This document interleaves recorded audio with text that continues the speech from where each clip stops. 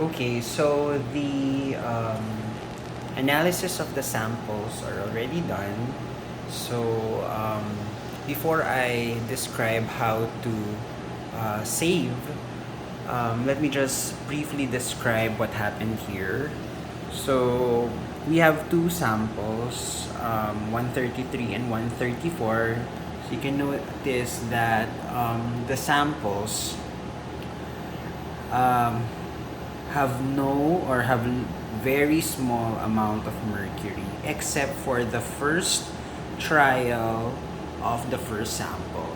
I think what happened here is that um, the preceding sample or the sample before it was too high. That's why carryover occurred. So what I did was to make sure I added a fourth trial, which resulted now to the same result as the second and the third. Okay, and then I tried to finish with a CVCS. So you can see that I did two CVCS.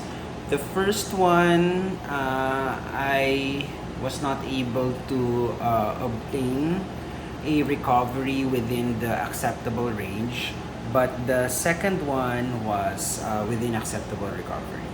So I got another CVCS.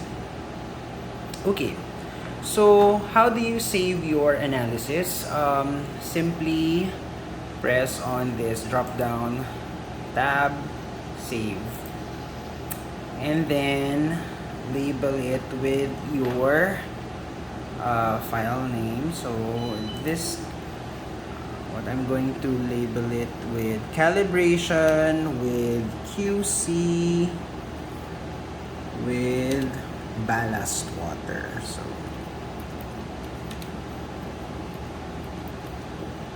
So if you're doing homogeneity, you can just put homo. If you're doing stab, just write stab, ST, or long term, or if you're doing a survey. Okay, and then click on save. And that's it. So to make sure that your sample or your data are saved, so you can minimize and then click on EasyDoc. Okay, and then you can open the file. Open, so we placed it under if you want to check on your calibration curve, you can check calibration, and this was the calibration curve that we use. So you can open it,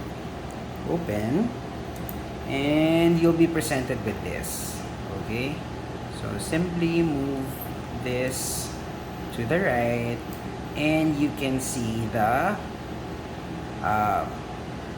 amount of mercury, peak height, and well, it sort of reads in all three cells. So since the calibration curve is complete in both cell 0 and cell 1, so it shows you the peak height at both cell 0 and cell 1. But remember that we use cell 1, so simply just get the peak height for cell 1. Okay, and you can check all the other details here. Okay, all right.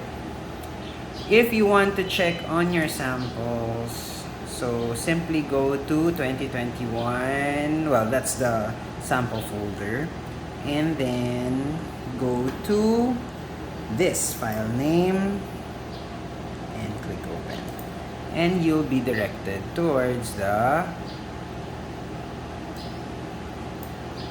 data table. Okay, so you'll be needing the, well, you have your names here, and then where is your peak height? Let me just show you the peak height. There. So you can copy this and then place it in your Excel file.